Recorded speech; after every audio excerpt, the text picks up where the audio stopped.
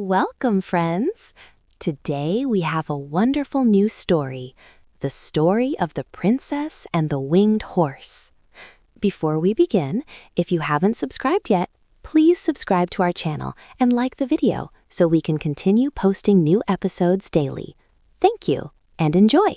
The kingdom of Ethelgard was dying, not by the swift and merciful strike of a conquering army's sword, but by a creeping, silent suffocation known in the ancient texts as the Obsidian Blight. From the highest balcony of the Alabaster Palace, Princess Elara watched the tragedy unfold.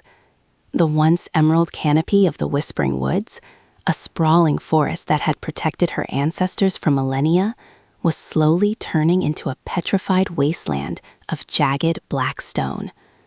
The air, usually fragrant with a scent of wild jasmine and damp pine, now carried a bitter, metallic tang that burned the back of the throat. Elara clutched the cold marble balustrade, her knuckles turning white, her heart heavy with a profound sense of helplessness.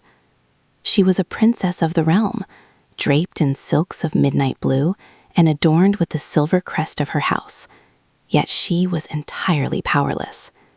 Her father, King Alden, had locked the castle doors, hoping the thick stone walls would keep the encroaching doom at bay, while his counselors bickered over dusty tomes and useless incantations. But Elara knew that walls could not stop a curse born of the earth itself. Since childhood, Elara had never been one to sit idly in the safety of gilded cages. She possessed a spirit as restless as the northern winds, often sneaking away from her tutors to spend hours in the royal archives, devouring legends of an older, wilder magic. It was there she had learned of the Zenith Peak, the highest mountain in the realm, and the Sun Tear Crystal, an ancient relic said to hold the very first light of dawn. The legends whispered that if the realm ever fell into true darkness, the crystal, bathed in the pure, unobstructed light of the Zenith Peak, could cleanse the land. Elara wore a piece of that legend around her neck, a teardrop pendant passed down through generations of queens, glowing with a faint, warm luminescence. It was merely a fragment, but it was all she had. That night, as the shadows grew unnaturally long and the sky took on a bruised, purplish hue, Elara made her decision. She discarded her restrictive royal gowns for a sturdy leather tunic, riding breeches, and a heavy woolen cloak. She packed a small satchel with provisions, healing salves, and a coiled rope, slipping out of her chambers through a forgotten servant's passageway. The descent into the Whispering Woods was a journey into a nightmare. The moonlight struggled to pierce the canopy of petrified leaves, casting grotesque, elongated shadows across the forest floor. The ground crunched beneath Elara's boots, the soil having crystallized into brittle shards of dark glass. There was no sound of nocturnal life, no hooting of owls, no rustling of badgers. There was only the unnatural, oppressive silence of a world turning to stone. Yet, Elara pressed on, guided by an inexplicable pull deep within her chest, a resonance between the pendant resting against her collarbone and something hidden deep within the dying forest. She navigated through the twisting, thorny briars of obsidian, her breath misting in the sudden, biting cold. After what felt like hours of agonizing progress, she stumbled into a small, circular clearing that had miraculously resisted the blight. At the center of this sanctuary lay a sight that made Elara's breath catch in her throat, stealing the very air from her lungs. It was a creature of myth, a being pulled directly from the tapestries that adorned the grand halls of her father's palace. A winged horse lay on its side, panting heavily, its massive chest heaving with every labored breath. Its coat was the color of fresh snowfall beneath a full moon, shimmering with a pearlescent sheen, but it was marred by dark, viscous streaks of the blight. The creature's wings, vast and magnificent, were crumpled awkwardly beneath it, the feathers resembling spun silver. One of the wings was pinned to the ground by a thick, pulsating vine of obsidian that seemed to be actively draining the life force from the majestic beast. As Alara cautiously stepped forward, the horse lifted its head. Its eyes, vast pools of stormy indigo, locked onto hers. There was no aggression in that gaze, only a profound, ancient intelligence and an ocean of pain. It was an aether steed, a creature of the high skies, grounded and dying.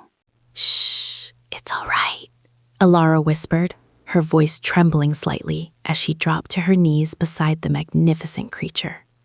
She slowly reached out, letting the horse see her empty hands, before gently placing her palm on its velvety snout. A jolt of pure, crackling energy rushed up her arm, a connection forged in an instant between the princess of the earth and the lord of the skies. The horse exhaled a long, shuddering breath, seeming to accept her presence. Alara immediately turned her attention to the obsidian vine trapping the wing. The dark magic pulsed with a sickly, rhythmic heartbeat, hot and corrosive to the touch. She drew her hunting dagger, its steel forged in the royal armory, and hacked at the vine. The blade sparked and chipped, the stone unyielding. Desperation clawing at her chest, Alara remembered her pendant. She pulled the glowing crystal from beneath her tunic, pressing it directly against the corrupted vine. The reaction was instantaneous. The crystal flared with a blinding golden light, and the obsidian vine shrieked, a high, unnatural sound, before crumbling into harmless gray ash. The winged horse let out a triumphant, ringing neigh that shook the remaining leaves from the surrounding trees. It scrambled to its hooves, shaking its massive body and extending its wings. The sheer wingspan was breathtaking, easily casting a shadow over the entire clearing. The dark streaks of the blight began to fade from its coat, cleansed by the residual magic of the crystal. The creature nudged Alara's shoulder with its large head, a gesture of profound gratitude.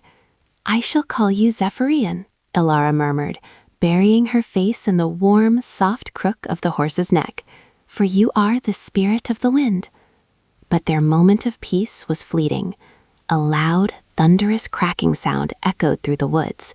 The perimeter of the clearing began to collapse inward, the obsidian blight surging forward with renewed, aggressive fury, sensing the burst of pure magic and seeking to consume it.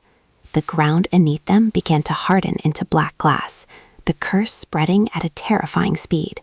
They had to leave, and they had to leave now. Alara looked up at the towering, jagged silhouette of the zenith peak in the far distance, its summit shrouded in swirling, dark clouds. "The legends say the cure is at the top of that mountain, Zephyrian," she said, her voice resolute. "I cannot save my kingdom from the ground. Will you help me?" In response, the great horse knelt, lowering its broad back. Alara didn't hesitate. She swung herself onto Zephyrian's back, gripping his thick, silvery mane. With a powerful thrust of his hind legs and a deafening crack of his mighty wings, Zephyrian launched them into the air. The sudden acceleration pressed Alara flat against his neck, her stomach dropping as the dying forest shrank beneath them. The sensation of flight was unlike anything she had ever experienced. It was terrifying, exhilarating, and completely liberating. The wind roared in her ears, tearing at her cloak and whipping her hair around her face.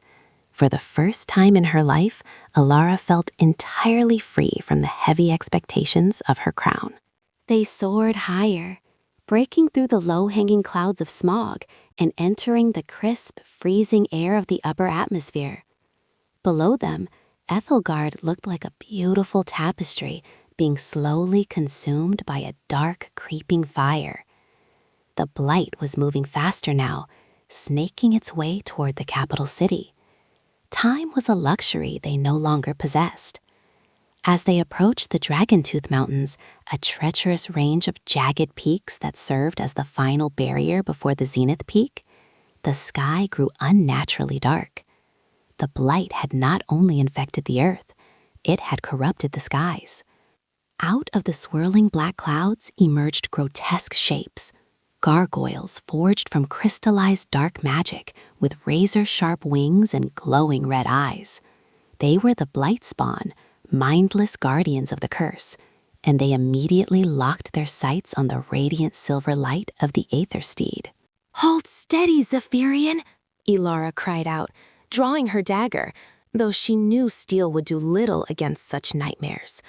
The first gargoyle dove at them with the speed of a falling star. Zephyrian barrel-rolled with astonishing agility, dodging the creature's raking claws by mere inches. The sudden maneuver nearly unseated Elara, but she clung to his mane with desperate strength. Another blight spawn attacked from below, its jaw snapping at Zephyrian's hooves. Elara realized they could not simply outfly the swarm. The creatures were too numerous and fueled by the relentless energy of the curse. She needed to use the light. Unclasping the pendant from her neck, she wrapped the chain tightly around her knuckles, exposing the glowing sun-tear crystal. "Get us closer to them," she commanded.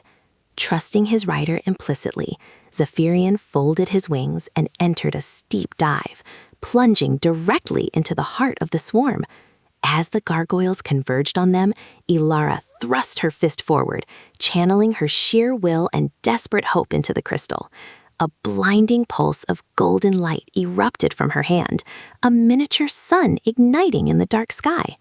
The blight swan, caught in the blast, shrieked as their obsidian bodies cracked and shattered, dissolving into dark mist before they even hit the ground. Zephyrian pulled up from the dive, his powerful wings beating against the thin air, leaving the remnants of the swarm behind. But the exertion was taking its toll. Elara could feel the horse's muscles trembling beneath her, his breaths coming in ragged, harsh gasps. The altitude was punishing, the cold seeping through Elara's heavy cloak and biting into her bones. Frost began to form on her eyelashes and on the tips of Zephyrian's silver feathers. Ahead of them loomed the zenith peak, a monolithic spire of ancient stone reaching into the heavens.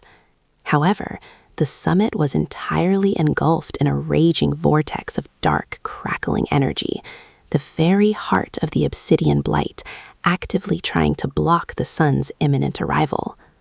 The eastern horizon was just beginning to bleed with the first pale hues of dawn. They were running out of time. If the sun rose while the peak was shrouded, the crystal could not be charged, and Aethelgard would be lost forever. "Just a little further, my brave friend," Elara whispered, pressing her freezing cheek against his warm neck, sharing her fading strength with him. Zephyrian whinnied, a sound of pure defiance against the storm, and charged directly into the dark vortex. The moment they breached the swirling clouds of corruption, it felt as though they had plunged into freezing water. The dark magic tore at them, physical and heavy, trying to rip Elara from her mount and crush Zephyrian's wings. Whispers filled Elara's mind, voices of despair, telling her she was just a foolish girl, that her kingdom was already dead, that her efforts were meaningless. She squeezed her eyes shut, tightening her grip on the crystal, focusing only on the steady, rhythmic beating of Zephyrian's heart. "I am Elara of Aethelgard," she thought fiercely, fighting back the encroaching darkness. "I am the protector of my people." With a final, agonizing surge of strength, Zephyrian broke through the upper layer of the vortex, crash-landing onto the flat stone plateau of the zenith peak. The impact threw Elara from his back. She tumbled across the hard, freezing stone, her body bruised and battered, her breath knocked completely out of her lungs. She gasped for air, forcing herself onto her hands and knees. In the center of the plateau stood the ancient altar, a pedestal of white marble, intricately carved with celestial runes, but it was entirely encased in thick, pulsating spikes of obsidian, and guarding it was the core of the blight itself. The dark mist coalesced, forming a massive serpentine leviathan of pure, concentrated shadow. It possessed no eyes, only a gaping maw of jagged darkness, and it reared back, preparing to strike the intruders. Zephyrion, despite his exhaustion, stood between Alara and the leviathan. He reared up on his hind legs, striking his front hooves against the stone. His silver wings flared in a magnificent display of celestial challenge. He was a creature of light, standing against the ultimate darkness. "Zephyrion, keep it distracted!" Alara shouted, her voice raw. She scrambled to her feet and sprinted toward the altar. The leviathan lunged, but Zephyrion intercepted it, his hoofs striking sparks against the creature's shadowy form. The two titans clashed, a blur of silver light and consuming darkness. Alara reached the altar, her hands bleeding as she desperately tore at the obsidian spikes. The stone was sharp as glass, slicing her palms, but she did not stop. She could see the horizon over the edge of the peak. The pale light was turning into a brilliant, fiery orange. The sun was breaching the horizon. The first ray of dawn was only seconds away. The leviathan, sensing her intent, lashed out with a massive shadowy tail, striking Zephyrion and sending the great horse sliding across the plateau. The beast then turned its terrifying attention to Alara, opening its maw to consume her. Alara ignored the looming death behind her. With a final, bloodied heave, she shattered the last obsidian spike covering the altar's center depression. She slammed the sun-tear crystal into the ancient groove just as the colossal shadow descended upon her. At that exact fraction of a second, the first pure, unobstructed ray of the morning sun crested the horizon and struck the zenith peak. The light hit the crystal. There was no sound, only a shockwave of absolute, blinding brilliance. The crystal did not just reflect the light, it magnified it a millionfold, releasing a tidal wave of pure, golden dawn. The light slammed into the shadowy leviathan, freezing it in place before it shattered into countless motes of dust, incinerated instantly by the ancient magic. The wave of light expanded outward, a rapidly growing dome of salvation that swept down the sides of the mountain, cascading over the Dragontooth Range, and washing over the entire kingdom of Ethelgard. Alara collapsed against the altar, gasping for air, her eyes shielding against the glorious brilliance. Below her, the transformation was miraculous. As the wave of light touched the petrified lands, the black stone crumbled into rich, fertile soil. The jagged obsidian trees softened, bursting forth with vibrant green leaves and blooming flowers in a matter of seconds.